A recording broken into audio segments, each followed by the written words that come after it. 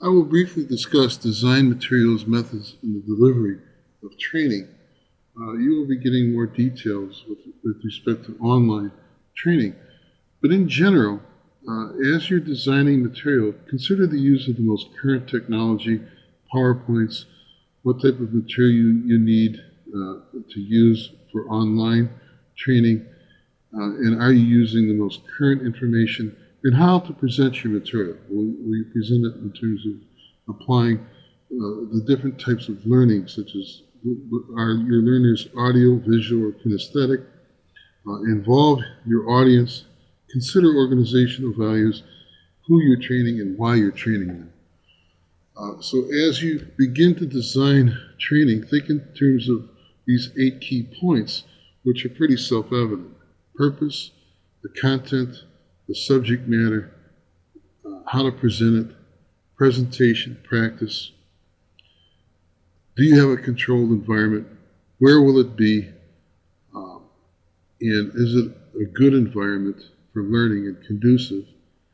Do Vella's 12 principles, how can you apply those 12 principles and dress rehearsal? Some general training tips as a review. Keep in mind at all times your objectives. How many people you're training, who you're training, what methods and formats will you use with respect to your training? How long will the training last, and do you have enough time to accomplish what needs to be accomplished? And where will it occur? Is it a conducive site for learning? How will you evaluate it? And how will you measure the trainees or the staff's reaction to it?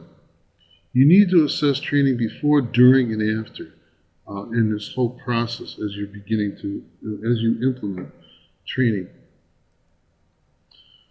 Some other tips with respect to skills training: use this 5-step approach. Prepare the trainee. Take care to relax them, as lots of people find learning new things stressful.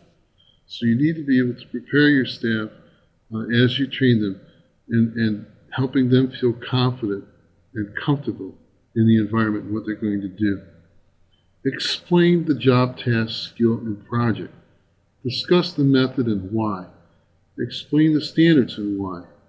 Explain the necessary tools and equipment in the system as you do skills training. Provide demonstrations, step by step. The more complex, the more steps. People cannot absorb everything at one time. Break it into sequences. Break it from the least difficult to the most difficult. Show them the correct way. Accentuate the positive and seek feedback and check understanding. Practice. Remember? Practice, practice, practice. Have the trainee practice the job. We all learn best by doing it. You hear something, you can forget it. You see it, you can remember. If you do it, you understand it. Monitor progress. Give positive feedback. Encourage and coach and adapt according to the place of the development. Always monitor what your staff are doing. As we begin to approach the home stretch, allow me to give you some tips for assessing organizational training effectiveness. First and foremost, examine the relevancy of the training. Is this the training that you determined is your priority and needs to be done? Look at the methods used to complete the staff assessment. Was your method appropriate? Was it the best method possible? Did you have the correct composition or the appropriate composition of your focus members if you used a focus group? Did your questionnaire ask the relevant questions? Did you do a check and balance? Did you implement a questionnaire and then do a focus group in order to validate or cross-reference the material? Is another technique. Sometimes you may need to use multiple techniques as you do your staff assessment, which I'm not sure if I covered earlier in the discussion. The training design and the sources of training. Is your training design the best design possible? And who are the individuals that you're using for the training as you develop your design and the individual and put it together in terms of your objectives, sequencing, and how the material is going to be presented. The type of training and its suitability and mixture of staff. You need to be able to look at that in terms of do you have the appropriate composition or categories of job groupings in your training. Sometimes you want to just have training where you will only have your administrative assistants or you will only have your probation officers.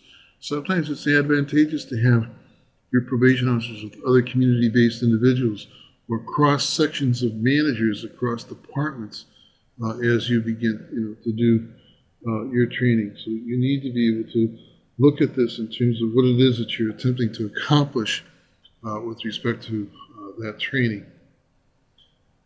Examine the remedies. Does the training deal with staff morale, attrition and turnover, client complaints? Does it address these kinds of issues and have you resolve those kinds of issues? Is the training done in an appropriate timing? Sometimes you can create negative vibes. What are the costs of the training or the different types of training? Is it better to use in-house? Is it better to use out-house, or a combination of presenters from different environments?